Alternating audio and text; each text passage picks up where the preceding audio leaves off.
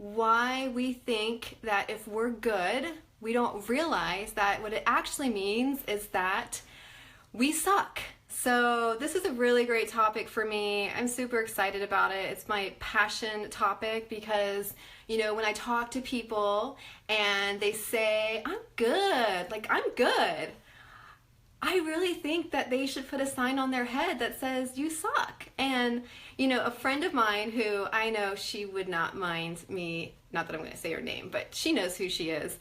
We were out at a bar about a month ago and we were talking and, telling her about what I've been up to and she's telling me about her stuff. And then I somehow it came up and I asked her, I was like, you were talking about salary negotiations, just kind of personal development stuff. And I said to her, like, how are you doing? She's like, I'm good. And I was thinking, well, you could do this and you could do that. And she's like, no, I'm good. And I told her, I'm like, you suck. Why would, you say that you're good? How can that be okay?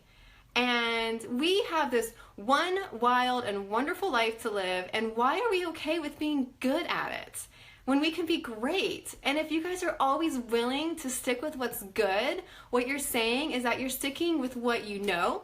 You're staying comfortable. You're not going to embrace fear because that's scary. And you're just going to live a life of being good. And you're going to miss out on every opportunity that could be great.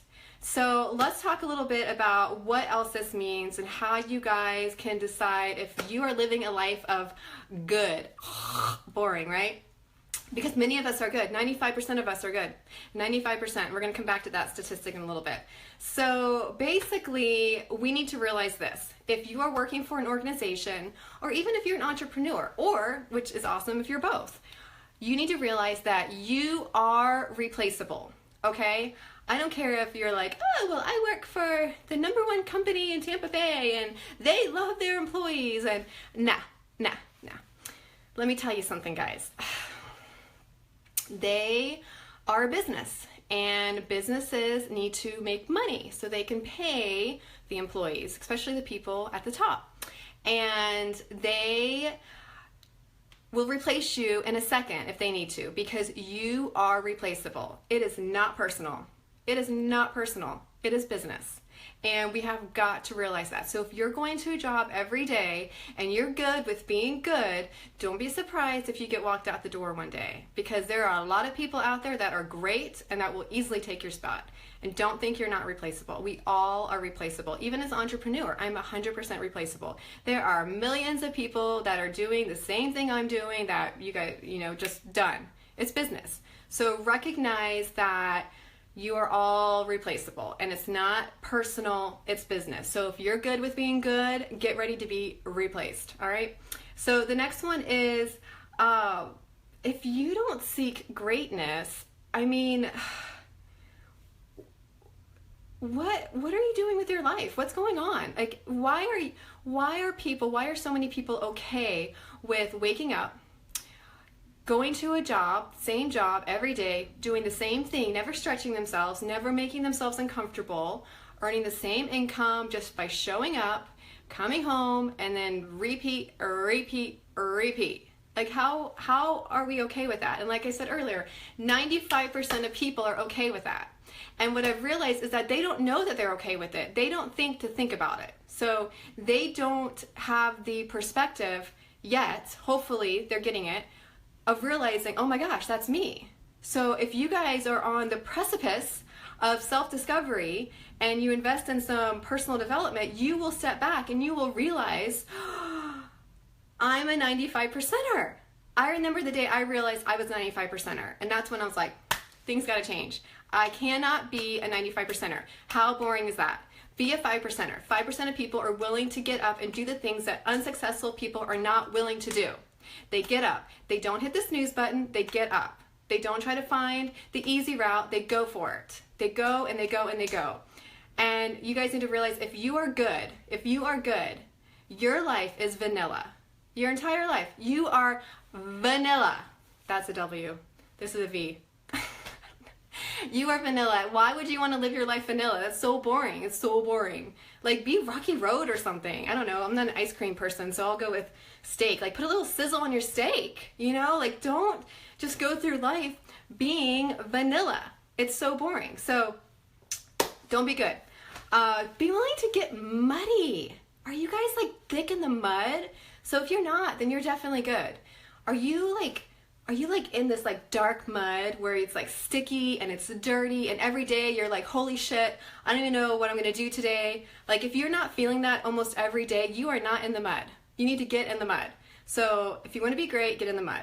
If you wanna be good, then stay clean. Don't get dirty. Because the people that are willing to get in the mud are the people that get to really get these life experiences.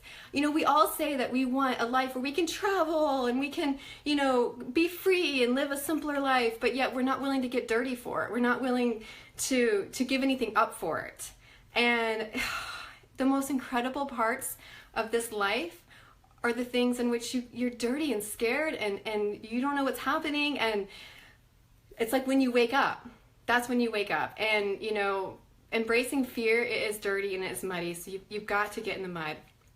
Another way to know if you are good is you are someone that likes to be still. You might even say, let me just be still for a while. Well, let me tell you something. If you are being still, you are not being still. You are moving backwards. There is no being still. So you have to always move forward. If you want to be great, you have to always be taking action. So we have days where like, oh, I don't really feel like doing anything today, or I'm tired, I'm having an off day. Just make a commitment to take action. Just start taking action. Don't be still. Don't wait. Because when you're still, you are moving backwards and you're getting sucked up by this like blob of boringness, of being good. So don't be still. And then also realize, guys, you know, on a final note, is that so according to Forbes, the year 2020, 65% of all employees are going to be either contracted employees or outsourced employees.